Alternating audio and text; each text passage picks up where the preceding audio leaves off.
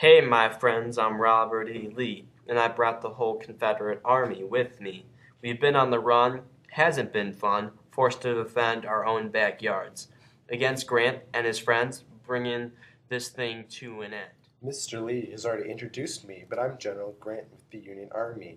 We sure can't lose this war, which is why I sent Sherman down on south to destroy the Confederate economy. We marched around, burning down towns and cutting down trees and tying up railroads, the world's first total war. General Hood, he fought and tried, not wanting to lose Atlanta or his pride. Nevertheless, the city fell, burnt to the ground with nothing left. Sherman set his sights on Columbia.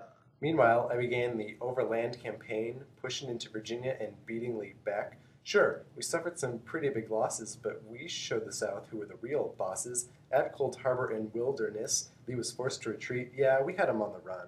Face it, folks, we're going downhill. Separated and broken, we marched our last. You know, bullets weren't the least of our problems when food is what we really wanted. We searched the South for any supplies, but all we found were some burnt down towns. Sherman's total war had taken its toll. The Confederacy had lost control. Oh. Surrender finally at Appomattox. Our long Civil War was finally no more. Things were looking pretty bright until that one accursed night. Only days after the South's surrender, Lincoln was to be the South's great mender. In Ford's theater, he was shot dead. John Wilkes Booth, that nasty old fellow, captured Virginia and pow, shot dead. So here's the story all about how the Confederacy got turned upside down.